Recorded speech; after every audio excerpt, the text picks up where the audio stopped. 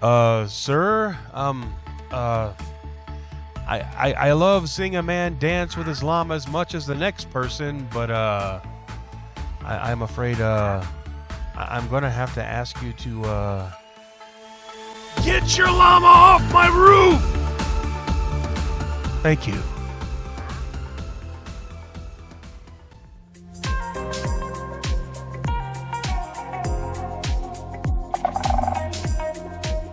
Hello there, and welcome back to Rowcraft. Last week, I touched on how I was planning on making some flower farms this season, and the engine that drives the flower farms is Bonemeal. And look, we just happen to be standing over a skeleton spawner. Now, I found this spawner very early on in the season. Why, I can remember it like it was just yesterday. Bob, you're the wavy transition. Here I am, lighting up caves. La la la la la la. Oh no, there is a creeper. Whatever shall I do? Die, creeper, die. Oh goody, it is dead. Oh gosh, there is a skeleton. I must kill the skeleton. Yay, skeleton is dead. Oh look, it must have come from here. A skeleton spawner. I shall make a skeleton's farm for this someday. Yes, I shall, or my name is not Gragore. Wow, riveting. Simply riveting. So now that flower farms are on the horizon, it's time to build up our stock of bone meal. Let's get to it. So today I'm going to try and make this farm off the top of my head. Most times I'm looking at how others have done their farms, but, you know, you can become too dependent on copying what others do. So today, I'm going to just try and make it on the fly. I haven't made a skeleton farm in, well, years. I mean, I think the last time I made one, I couldn't find any videos on how to do it, so it was that long ago. I ended up making a massive pit below the spawner so they would drop to their death when I stood at the bottom, only to then realize, well, it didn't exactly work like that. I ended up making an AFK spot halfway down the pit wall and watched them fall to their abrupt and painful deaths while I just sat back and laughed maniacally.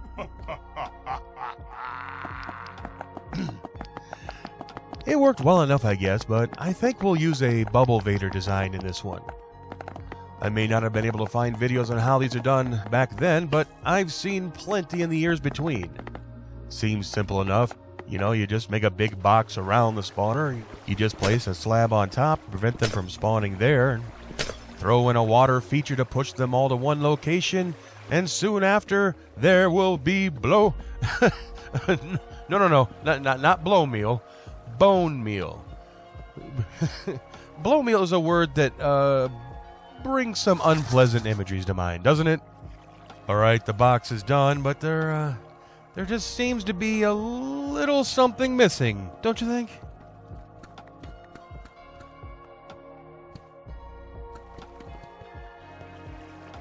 There, much better. So there's the big box with a water feature. The water pushes all the skellies into one spot, and the idea is that the bubble vader will take the skeletons up 20 blocks and then drop them down so they only have one hit point left when they hit the ground, making them that much easier to take out with a looting sword, or from entity cramming if I plan to AFK for hours on end. So the bubble vader is roughly complete, and I hear skeletons, but there are no skeletons to be seen in the elevator chute. Maybe it's time to go into free cam and see what's going on down below. One thing about free cam, I know it can be abused and be a bit cheaty, but for troubleshooting situations like this, it can be priceless. And so now we can see that the issue is that all the skeletons are fighting to get into the tunnel at the same time, which leads to them blocking each other from going anywhere. Well, after a few arrows to the face, I'm sure this will be an easy fix. So I've made some changes to the pathing down below, At first I was thinking maybe widening the tunnel using walls or something similar would work, but the water stopped pushing the skeletons if even a small section of their hitbox wasn't in the water. So the easiest solution seemed to be to add another drop down, which then lines them all up for the tunnel. They can still bunch up if 2 or more hit the drop at the same time, but the drop down seems to break these up fairly quickly. One benefit of them dropping even further down is they are even further away from the spawner, so if they do bunch up, they don't prevent any more from spawning while they fight to get in the bubble vader. And now that the farm appears to be working, I've been playing around with using vines in the drop chute to see what effect that has on entity cramming. I've heard it stopped it altogether, but I've never used it myself for fear of freezing up the server. But sometimes you just have to experiment and see things for yourself. So entity cramming starts at 25, I believe. 24 and you save, 25 and everything in there starts taking damage.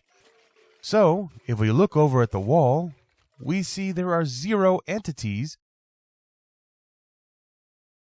And if we turn back and look at the drop chute, we see we have 43. So it does appear to work. One thing I hadn't considered was, when using vines, the skeletons don't take any fall damage. This isn't a big deal, but it's one aspect of using them I hadn't heard mentioned before. So the real question is, if using vines can freeze up the game, then why would you use them? Well, I work from home in real life and can often have the game open while I'm working, so, in theory, I can AFK at the farm with vines in the chute and just log back in every 30 minutes or so and kill the skeletons manually. The benefit of that is with looting, you get a whole lot more of everything. Enchanted bows, armor, arrows, and of course the reason why we're here, Bonemeal. And with the skeleton farm at least functional, it's time to put up the all-important sign showing everyone where it's at. No point in having a farm if no one can find it, right? I've already built the platform it's going to go on, and now it's time to do something that just screams, Skellies found here! Much like the sign over the slime farm says, Booger blocks found here. To do this, I'm going to use a technique I saw Mumbo Jumbo use a while ago. I think it was Season 7. He was building a mega base, as he tends to do, and he was trying to figure out a way to use a variated block pattern without going through the long, slow process of picking a block and placing a handful, switch to a new block and place a few more, and repeat until your brain turns to mush. So what he did is, he filled his hotbar with the blocks he wanted to use. For this attempt, I'm going to randomize mine in a hotbar a bit. Then, when he was ready to place blocks, he just constantly cycled through his hotbar and was guaranteed randomized block placement. I thought I would give it a try and see how it works out.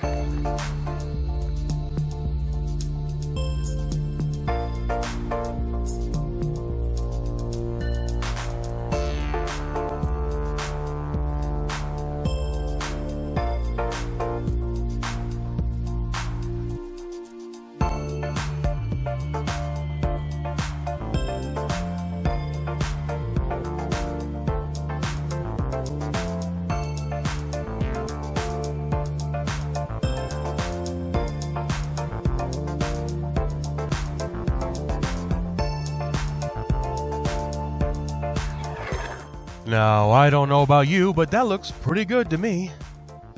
I think random patterns are hard to judge up close. My brain just rebels against them. I look at it from this distance and ask, why did I use so many different blocks? If I want it to be white, then just make it white. But on a map or when you're flying over, I think this will look good. It's a good start. Right now, it's just a grid of sort of white blocks, but what I need to do is make it look like a skelly.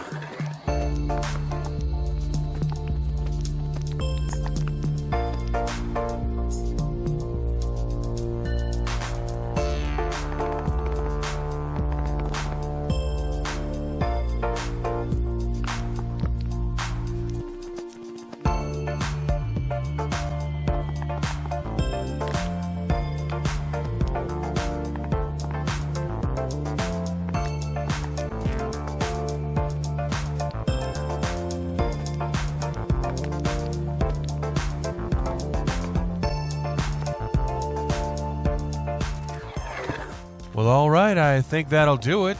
Let's step off of it for a minute and see what it looks like on the map. There we go. If that doesn't say skeletons found here, I don't know what does.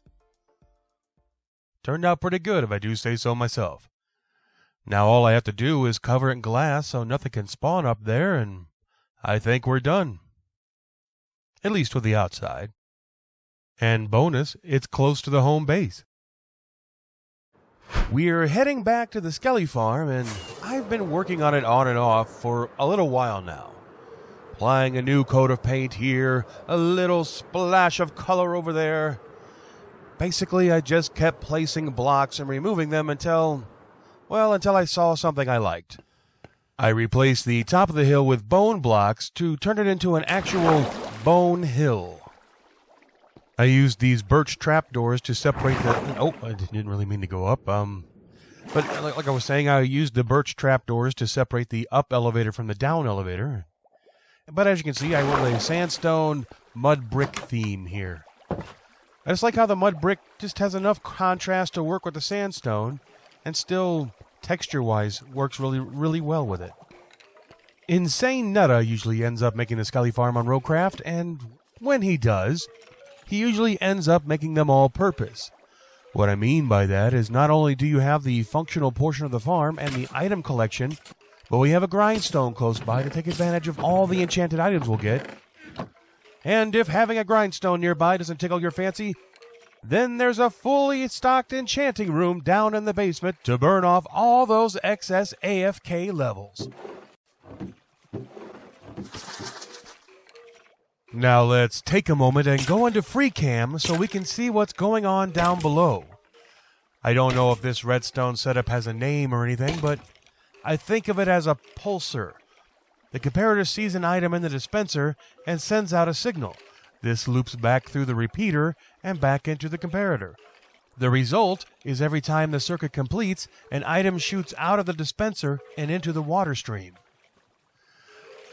Down at the far end, I added an item filter to grab as many of the arrows that are dropped and shoot them into the lava. At this point, the farm has been running for so long that the entire stack of chests is already full of arrows. And I can't imagine a situation where I will ever need more than 14 chests. Everything that isn't an arrow slides on by and heads up the Bulbavator and ends up being filtered into the stack of chests. Now the water stream on this side has no function at all. Well, other than to add a bit of symmetry to the room. The room looked a little odd with the item elevator only on one side, so I added a second water stream on the opposite side just to balance the room out. And on that note, I think I'm going to have to call it an episode. I usually like to handle more than one topic in a video, but I'm really happy with how the Skelly farm turned out. Not least of which was not to leave it as a stone wall build and never worry about how it looked, which is usually where my farms end up. But all that aside, I hope you enjoyed the video. I enjoyed making it, and until next time, I have been Gragore, and this has been Roguecraft. Wherever you are, whatever you find yourself doing, always try and find a way to make it fun. See ya! See ya! See ya! See ya!